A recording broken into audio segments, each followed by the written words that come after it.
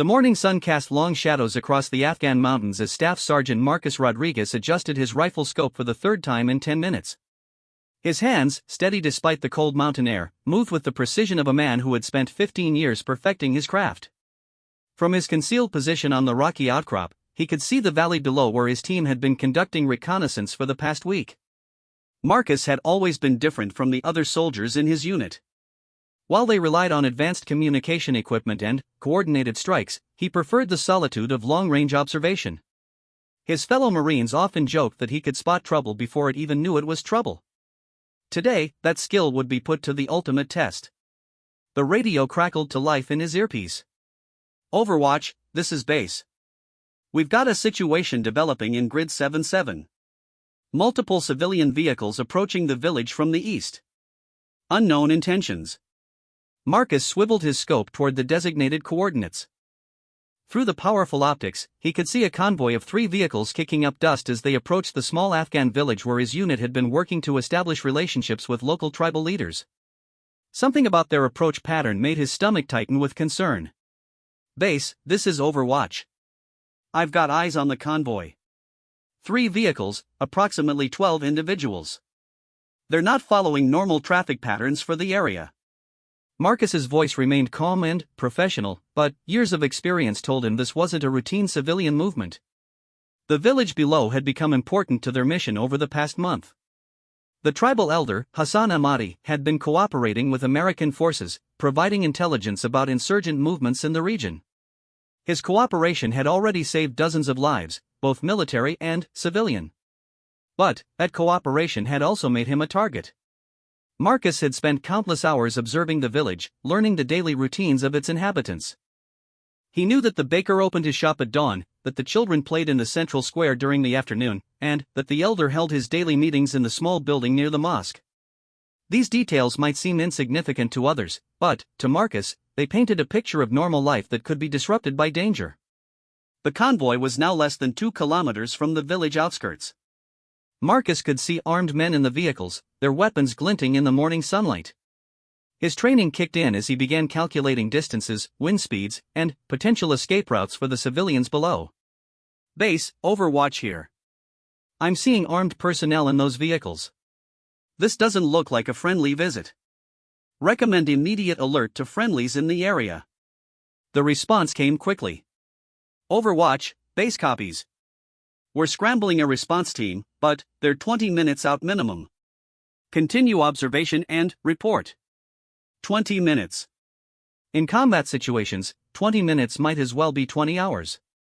Marcus knew that if this convoy had hostile intentions, the damage would be done long before any help arrived.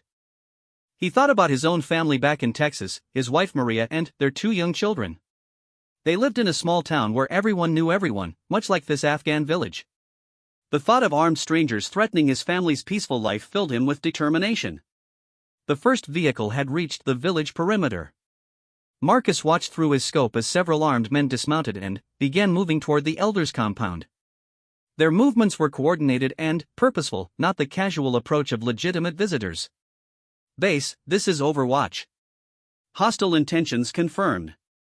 Armed personnel are approaching Elder Ahmadi's compound. I count 8 tangos, armed with assault rifles. Village civilians are beginning to scatter." Marcus could see women grabbing their children and running toward their homes. The men of the village were trying to position themselves between the approaching threat and their families. It was a scene he had witnessed too many times in his career, but it never became easier to watch. The lead gunman was now shouting orders in Pashto, his voice carrying across the quiet morning air. Even from his distant position, Marcus could see the fear in the villagers' faces. Elder Ahmadi emerged from his compound, his hands raised in a gesture of peace, but the gunman's aggressive posture suggested this was not a negotiation. "Base, situation is escalating rapidly. The elder is attempting to communicate with the hostiles, but their body language suggests imminent violence." "Where's that response team?" "Overwatch, response team is still 15 minutes out. Continue observation. You are not authorized to engage unless American lives are directly threatened." Marcus felt his jaw tighten. The rules of engagement were clear, but watching innocent people face potential execution while he had the means to help was testing every moral fiber in his body. He had joined the military to protect people, not to watch them suffer from a safe distance. The situation below was deteriorating quickly. The gunman had forced the elder and several other village leaders into the central square. Marcus could see them binding the men's hands behind their backs. Through his scope, he watched as one of the gunmen pressed his rifle barrel against the elder's head. Years of training had taught Marcus to control his emotions during crisis situations, but this was different. He had spent weeks getting to know these people, sharing meals with their families, playing with their children. Elder Ahmadi had shown him pictures of his granddaughters and spoken proudly of his son who was studying to become a doctor in Kabul. The radio crackled again. Overwatch, we're picking up chatter that suggests this is a revenge killing for the elder's cooperation with American forces. These men are likely Taliban operatives sent to make an example. Marcus adjusted his scope's focus, bringing the scene below into crystal clear detail. He could see the sweat on the elder's forehead despite the cool morning air. The man's dignity remained intact even in the face of death, and Marcus found himself thinking about his own grandfather, a World War II veteran who had shown similar courage in the face of overwhelming odds. The gunman holding the rifle to the elder's head began speaking loudly, apparently delivering some kind of speech or ultimatum to the gathered villagers. Other armed men were positioned around the square, their weapons trained on anyone who might try to interfere. Base, they're preparing for execution. I can see them positioning for maximum psychological impact on the civilian population. This is textbook terror tactics. Overwatch, maintain position. Help is coming. But Marcus knew that help would arrive too late.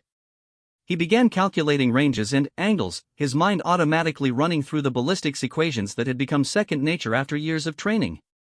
The distance was significant, nearly 800 meters, but well within his capabilities under current wind conditions. The morning air was still, which would help with accuracy, but the emotional weight of the situation was adding pressure he rarely felt during training exercises. He thought about the oath he had taken when he enlisted, the promise to protect those who couldn't protect themselves. One of the children from the village, a boy of perhaps 8 years old, broke free from his mother's grasp and ran toward the square where his grandfather was being held. The sight of the child's desperate attempt to help his family member struck Marcus like a physical blow. A gunman turned his weapon toward the approaching child, and Marcus felt his world narrow to the view through his rifle scope. Training and instinct took over as his finger moved to the trigger guard. The weight of decision pressed down on him like a mountain, but the image of that child running toward certain death crystallized his resolve. The radio crackled with another update about the incoming response team, but Marcus was no longer listening. He had transitioned from observer to protector, and the mathematical precision of his training merged with the emotional fire of righteous anger. Through his scope, he could see the gunman's finger tightening on his trigger as the child continued running across the square. Time seemed to slow as Marcus made calculations that would determine whether innocents lived or died in the next few seconds. The wind had picked up slightly, requiring a minor adjustment to his aim point. Marcus controlled his breathing, finding the natural respiratory pause that every marksman learns to utilize. His heartbeat slowed, his vision narrowed, and the chaos of the situation below faded into background noise. Everything he had learned in 15 years of military service, every hour spent on shooting ranges, every lesson about duty and honor, converged in this single moment. The child was still running, the gunman was still aiming, and Marcus was the only person in position to change the outcome of this terrible scene. His finger found the trigger, and he began applying the steady, consistent pressure that would send a bullet across 800 meters of mountain air. The scope's crosshairs settled on their target, and Marcus whispered a prayer for accuracy and justice. The village below continued its descent into chaos, unaware that salvation might come from a lone soldier positioned among the rocky peaks above them. Marcus had become their guardian angel, armed with skill, determination, and the moral courage to act when action was required. In the seconds before he fired, Marcus thought about all the people depending on his accuracy, the elder who had risked everything to help American forces, the child running to save his grandfather, the mothers clutching their babies, and the fathers trying to shield their families from harm. The weight of responsibility settled on his shoulders like a familiar coat. This was why he had become a soldier, why he had spent countless hours perfecting his marksmanship, why he had endured the hardships of military life.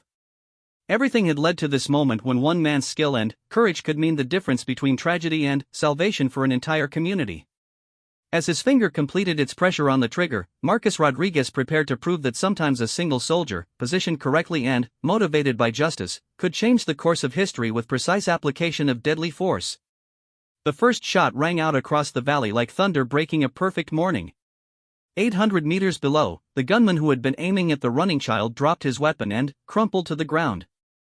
Marcus had placed the bullet precisely where he intended, center mass, ensuring an immediate stop to the threat without risking harm to nearby civilians.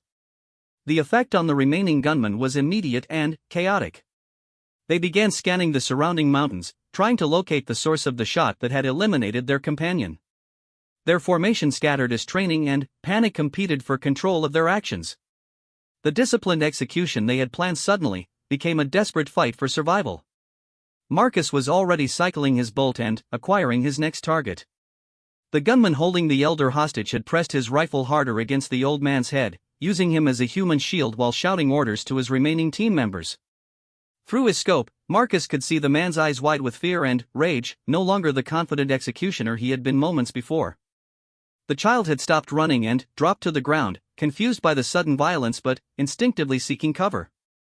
His mother was screaming his name from across the square, but the remaining gunman prevented her from reaching him. Marcus felt a surge of protective anger as he watched the terrified family separated by armed killers. "What the hell was that?" came the voice through his radio. "Overwatch, report your status." Marcus keyed his microphone briefly. "Base, hostile neutralized.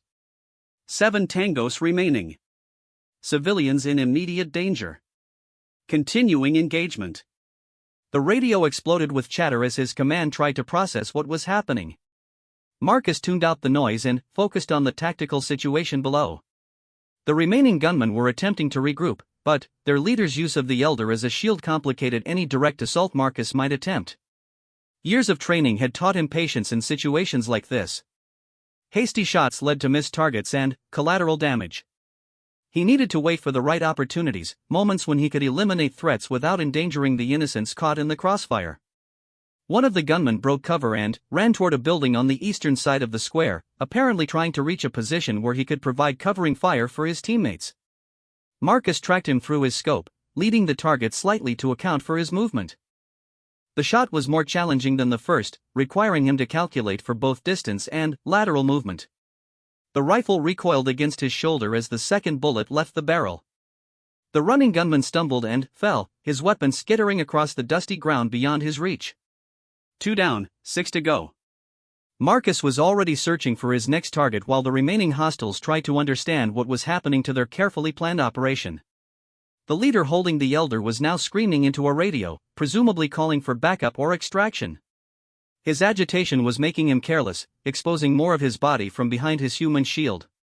Marcus waited for the right moment, knowing that one miscalculation could cost the elder his life. Meanwhile, the villagers had begun to understand that someone was fighting for them. The men who had initially been forced to their knees were beginning to edge away from their captors, creating more distance between themselves and the remaining gunmen. Their courage in the face of danger reminded Marcus of his own grandfather's stories about ordinary people showing extraordinary bravery during wartime. A third gunman appeared to be coordinating with the leader, moving to establish a crossfire position that would give them better control over the square.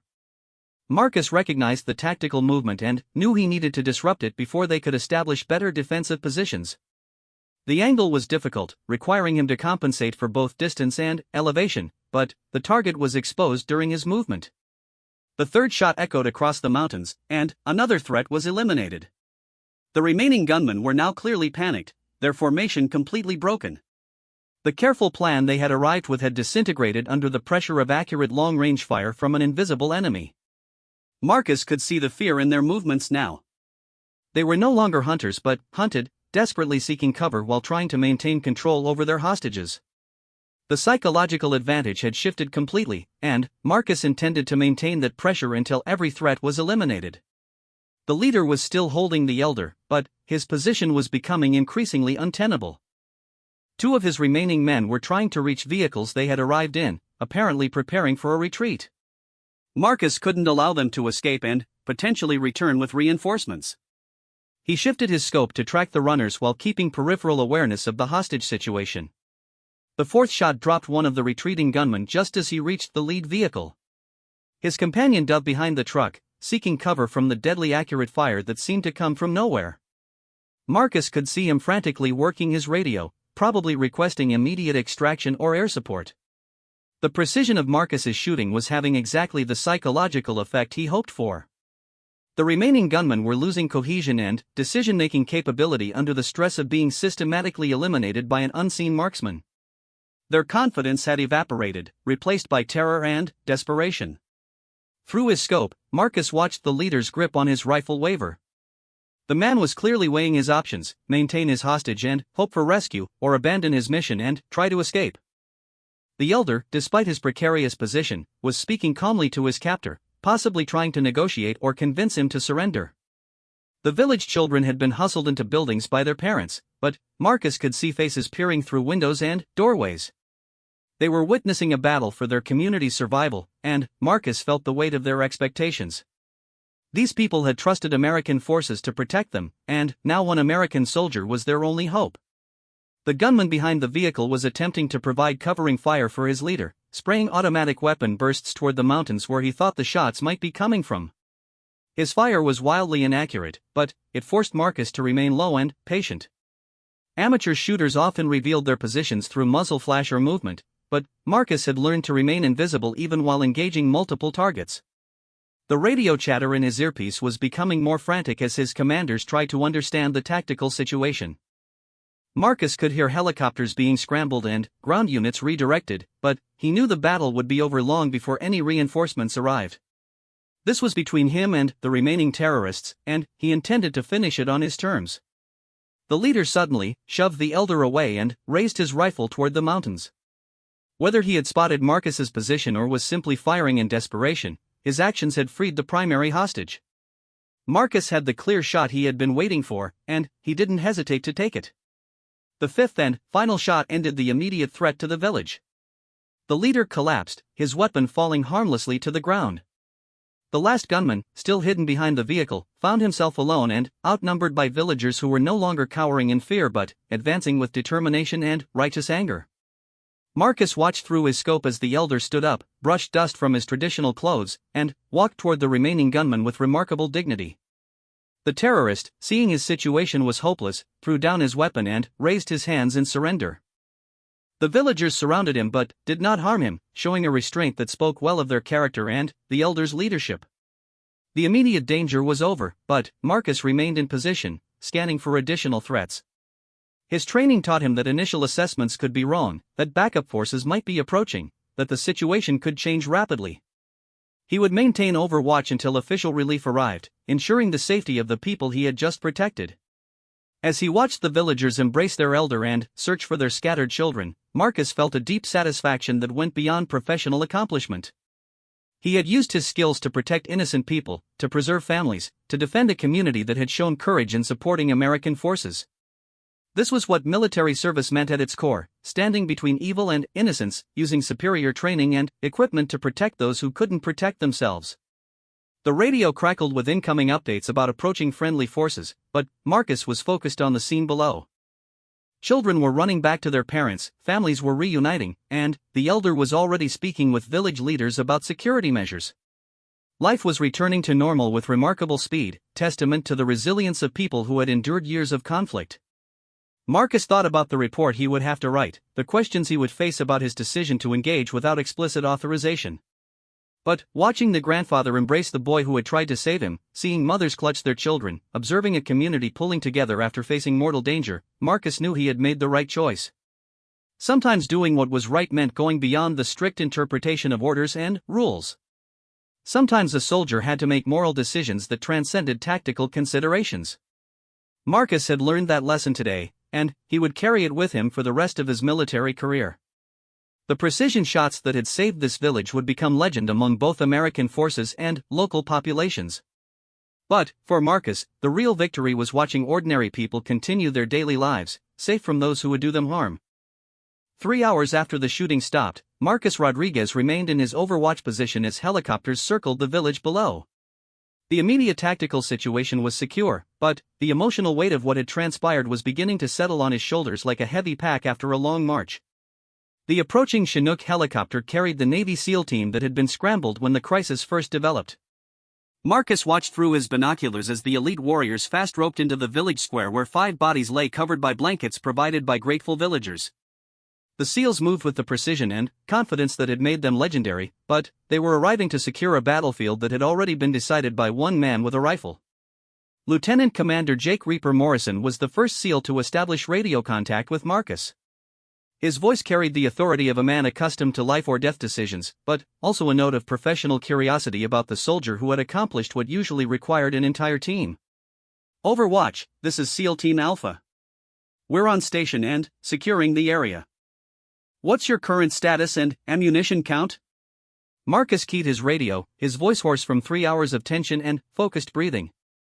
Alpha, Overwatch here. Position secure, no additional threats identified. Expended 5 rounds, mission complete. Village is safe. There was a pause before Morrison responded, and Marcus could imagine the SEAL team leader processing the information. 5 shots, 5 kills, at long range, under pressure, with civilian lives hanging in the balance. It was the kind of shooting that most snipers dreamed about but few ever achieved under real combat conditions. Copy that, Overwatch. Impressive work. We're going to need a full debrief. Can you make your way down here, or do you need extraction from your current position? Marcus looked at his rifle, the weapon that had just saved an entire community. The barrel was still warm from the morning's work, and he could smell the familiar scent of gunpowder that always lingered after precision shooting. He had been in this position for so long that his muscles had stiffened, but the adrenaline was still keeping him alert and focused. Alpha, I can make my way down. Give me 20 minutes to pack my gear and navigate the terrain. As Marcus began breaking down his shooting position, he reflected on the sequence of events that had brought him to this moment. He had joined the Marines straight out of high school in his small Texas hometown, driven by a desire to serve his country and protect others. His natural talent with a rifle had been recognized early in his training, leading to specialized sniper school and eventually deployment to some of the most dangerous areas in Afghanistan.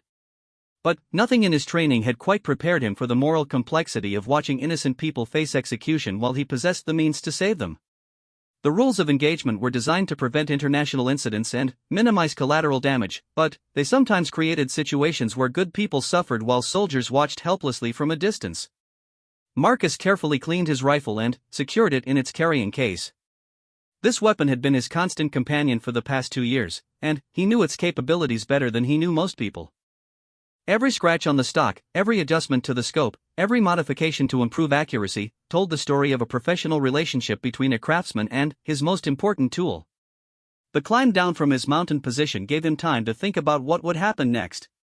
There would be investigations, interviews, reports, and possibly disciplinary action for engaging without explicit authorization. But there would also be a village full of families who could sleep safely because one American soldier had chosen to act when action was needed. As he approached the village outskirts, Marcus could see the SEAL team had established a security perimeter and was documenting the scene. The professionalism of their work was evident in every movement, but he also noticed several team members looking up toward the mountains with expressions of respect and curiosity about the marksmen who had accomplished their mission before they arrived. Elder Ahmadi was the first person to approach Marcus as he entered the village square. The old man's eyes were bright with unshed tears, and his weathered hands trembled slightly as he reached out to clasp Marcus's shoulders. In broken English mixed with Pashto, he began expressing gratitude that transcended language barriers. "You saved my village," the elder said, his voice thick with emotion. "You saved my grandson. Allah bless you, American soldier." Marcus found himself struggling to respond appropriately. He had been trained to maintain professional distance from local populations, to avoid becoming too emotionally invested in individual outcomes. But, standing face to face with the man whose life he had saved, surrounded by children who might have been orphaned if he had chosen differently, professional protocols seemed inadequate. "Sir, I was just doing my job," Marcus replied, though he knew the words didn't capture the complexity of his decision-making process during the crisis. Lieutenant Commander Morrison approached, having observed the exchange between Marcus and the elder. The SEAL officer was tall and lean, with the kind of eyes that missed nothing and the bearing of a man who had seen combat in multiple theaters. His equipment was immaculate, from his custom rifle to his communications gear, marking him as a professional warrior at the top of his field. "Staff Sergeant Rodriguez, I presume?" Morrison extended his hand with genuine respect. "That was some outstanding marksmanship up there. My team has been doing this for a long time, and we've rarely seen that level of precision under those conditions." Marcus shook the officer's hand, noting the calluses that came from years of handling weapons and equipment. Thank you, sir. Just glad it worked out the way it did. Morrison studied Marcus for a moment, clearly evaluating more than just his shooting skills. Walk with me, Sergeant. I'd like to hear exactly how this went down, from your perspective. As they moved away from the crowd of villagers and military personnel, Marcus recounted the morning's events. He described his observation of the approaching convoy, his assessment of hostile intentions, the deteriorating situation with the hostages, and his decision to engage despite orders to maintain observation only. Morrison listened without interrupting, occasionally nodding as tactical details confirmed his professional understanding of the situation. When Marcus finished his account, the SEAL officer was quiet for several moments, processing the information and its implications. You know there's going to be an investigation, Morrison finally said. Engaging without authorization, civilian environment, international incident potential. The brass is going to want every detail documented and justified. Marcus nodded, having expected this outcome. I understand, sir. I'm prepared to face whatever consequences come from my decision. But I'd make the same choice again if faced with identical circumstances. Morrison smiled slightly, the first break in his professional demeanor. That's exactly what I hoped you'd say. Because what you did today wasn't just good shooting, Sergeant. It was good soldiering. Sometimes the right thing to do isn't found in any manual or regulation. The SEAL officer paused, looking around at the village where normal activities were already resuming. Children were playing in areas that had been a battlefield just hours earlier. Women were hanging laundry and preparing meals. Men were discussing security arrangements with American soldiers. Life was continuing because one man had chosen to act decisively when action was required. My team and I specialize in impossible missions, Morrison continued. We go places where conventional forces can't operate, handle situations that require unconventional solutions. What you accomplished today, alone, is the kind of work that usually requires extensive planning, multiple personnel, and significant logistical support. Marcus wasn't sure where the conversation was heading, but he sensed the SEAL officer was building towards something important. Sir, I was just in the right place at the right time with the right equipment. Morrison shook his head. No, Sergeant. You were the right man in the right place at the right time. There's a difference. Equipment is just tools. Training provides capabilities. But judgment, moral courage, the ability to make split-second decisions that save innocent lives, those are qualities that can't be taught. The conversation was interrupted by a radio call reporting the arrival of additional military personnel and intelligence officers. The bureaucratic machinery of modern warfare was beginning to process the morning's events, turning individual acts of heroism into after-action reports, lessons learned documents, and case studies for future training. But, as Marcus looked around the village, seeing families reunited and children playing safely, he realized that no report could capture the real significance of what had happened. 5 precise shots had saved dozens of lives, preserved a community, and demonstrated that sometimes one person with the right skills and moral courage could make all the difference in the world. The elder approached again, this time accompanied by several other village leaders and a group of children.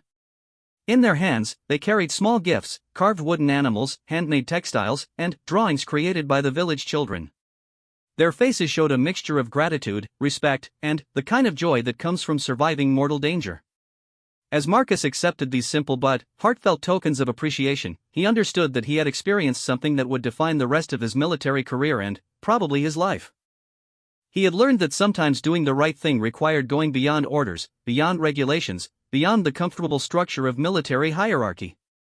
The afternoon sun was beginning to cast longer shadows across the village square as the investigation team prepared for extensive interviews and documentation.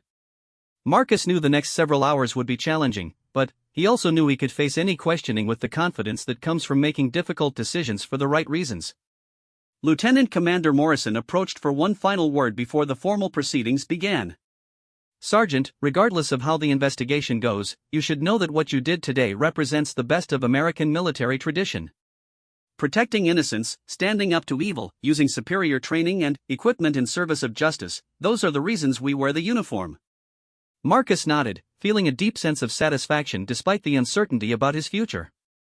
He had joined the military to make a difference, to serve something larger than himself, to protect those who needed protection. Today, he had fulfilled that purpose in the most direct way possible. 6 months later, Staff Sergeant Marcus Rodriguez stood at attention in the Pentagon briefing room, his dress uniform immaculate and his bearing reflecting the confidence of a soldier who had proven himself under the most demanding circumstances imaginable. The investigation into his unauthorized engagement had concluded, and today he would learn the official consequences of his decision to save the Afghan village. The room was filled with senior officers from multiple branches of service, Pentagon officials, and several civilians whose presence suggested this briefing carried significance beyond a simple disciplinary hearing. At the head of the table sat General Patricia Hayes, a decorated veteran whose reputation for fairness and tactical brilliance had earned her respect throughout the military community. Staff Sergeant Rodriguez, General Hayes began, her voice carrying the authority that came from decades of military leadership. 6 months ago, you made a decision that has generated considerable discussion at the highest levels of our defense establishment. Today, we're here to address both the immediate consequences of your actions and their broader implications for military doctrine and engagement protocols. Marcus maintained his attention position, but his mind was racing through the possible outcomes. He had spent months wondering whether his career was over, whether he would face court-martial, whether the bureaucratic machinery of the military would punish him for saving innocent lives. The uncertainty had been more difficult than any physical hardship he had endured during his military service. General Hayes consulted the thick file folder in front of her. The investigation conducted by Colonel Thompson's team was thorough and professional.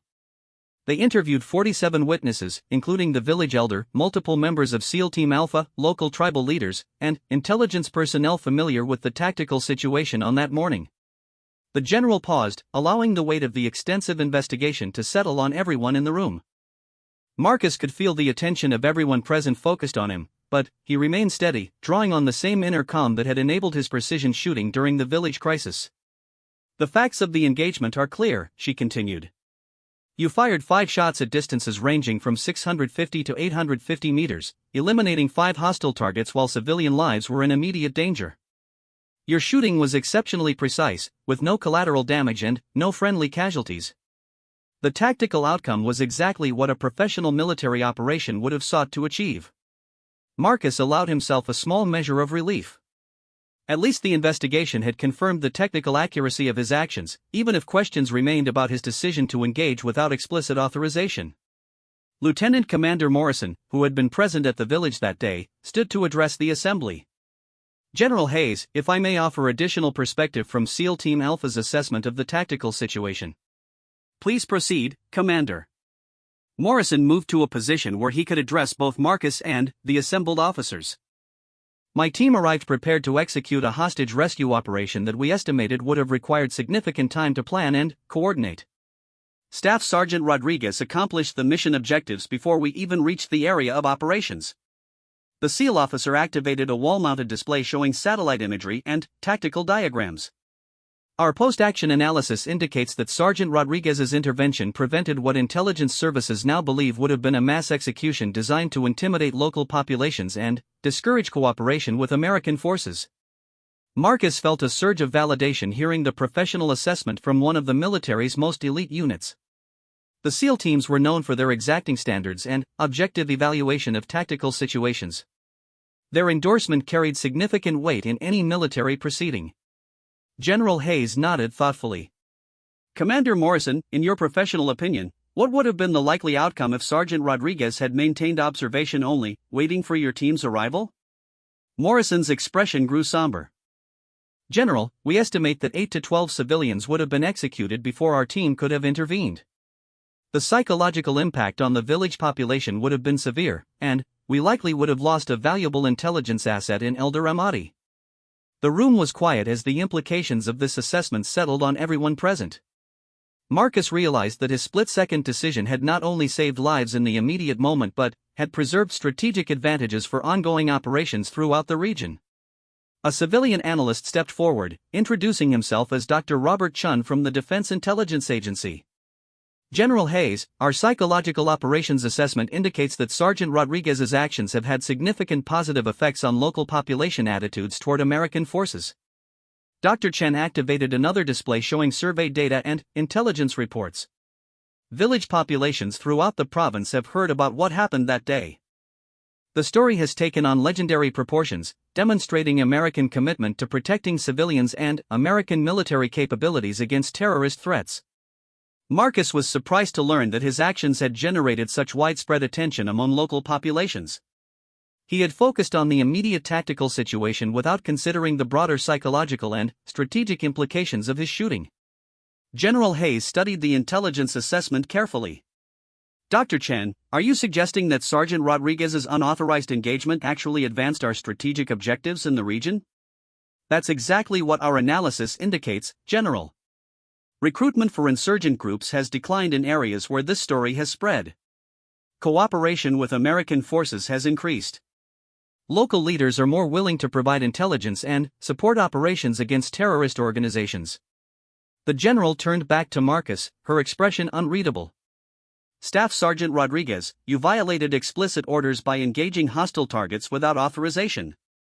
You exceeded your designated role as an observer and acted independently in a complex international environment. Do you understand the seriousness of these violations? Marcus felt his heart rate increase, but his voice remained steady. Yes, General Hayes. I understand the seriousness of my actions and accept full responsibility for any consequences. And if you faced an identical situation today, knowing what you now know about military regulations and engagement protocols, what would you do? The question hung in the air like a challenge. Marcus knew that his answer would determine not only his own future but possibly influence policies that would affect other soldiers facing similar moral dilemmas in the field. General, I would hope that my chain of command would authorize engagement to protect innocent lives. But if authorization wasn't forthcoming and civilians were about to be executed while I had the means to prevent it, I would make the same decision again. Several officers in the room shifted uncomfortably, recognizing that Marcus was essentially stating his willingness to disobey orders again under similar circumstances. But General Hayes seemed satisfied with his honesty. Staff Sergeant Rodriguez, your actions 6 months ago created a significant challenge for military leadership. How do we maintain discipline and chain of command while acknowledging that sometimes individual initiative and moral courage produce better outcomes than strict adherence to protocols? Marcus realized the general was asking him to help solve a fundamental tension in military doctrine, a question that had no easy answers but required honest consideration. General, I think it comes down to trust. Soldiers need to trust that their leaders will make the right decisions when lives are on the line. And leaders need to trust that their soldiers have the judgment and training to act appropriately when situations exceed the scope of existing orders. General Hayes nodded slowly. That's a thoughtful answer, Sergeant. And it brings me to the purpose of today's briefing. She stood and walked around the table to face Marcus directly. The investigation into your actions has concluded that while you technically violated engagement protocols, your decision was tactically sound, morally justified, and strategically beneficial. No disciplinary action will be taken. Marcus felt a wave of relief wash over him, but he sensed there was more to come. Furthermore, General Hayes continued, your actions have highlighted the need for more flexible engagement protocols that allow properly trained personnel to protect civilian lives in crisis situations. You are being assigned to a joint task force that will develop new doctrine based on lessons learned from your experience. The general paused, then smiled slightly. Additionally, you are being awarded the Silver Star for gallantry in action against an armed enemy. Your precision shooting under pressure, while protecting civilian lives, represents the highest traditions of American military service. Marcus felt overwhelmed by the unexpected turn of events. He had prepared for punishment, possibly court-martial, and instead found himself being decorated and assigned to help shape future military policy.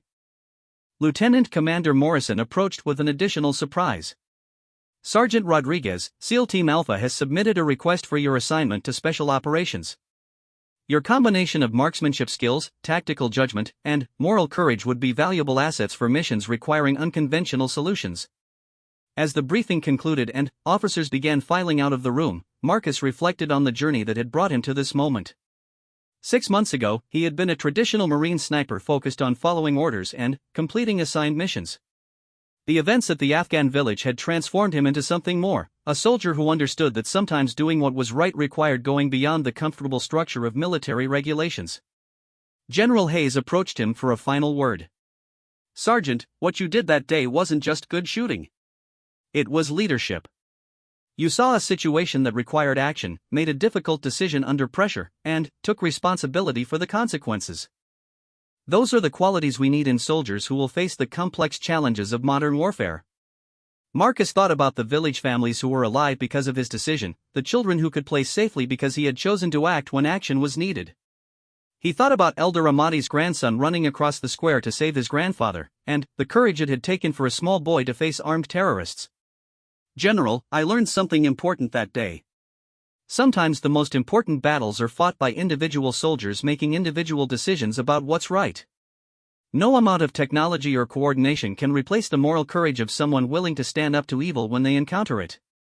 As Marcus left the Pentagon that afternoon, wearing the silver star on his uniform and carrying orders for specialized training with SEAL Team Alpha, he understood that his military career had taken an unexpected turn. He was no longer just a sniper, he had become something more valuable, a soldier who could think independently, act decisively, and take responsibility for protecting those who couldn't protect themselves. The 5 shots that had saved an Afghan village had transformed not only Marcus's career but had contributed to evolving military doctrine that would better protect innocent lives in future conflicts. Sometimes individual acts of courage and moral clarity could influence institutions and policies far beyond their immediate tactical impact. That evening, Marcus called his wife Maria to share the news about his decoration and new assignment. As he described the day's events, he thought about the thank you letters he had received from villagers who had learned enough English to express their gratitude, and the photographs Elder Ahmadi had sent showing his grandson healthy and happy, attending school in a village that remained free from terrorist intimidation. 5 precise shots had accomplished more than Marcus had ever imagined possible. They had saved lives, advanced strategic objectives, influenced military policy, and demonstrated that sometimes one person with the right skills and moral courage could change the course of history.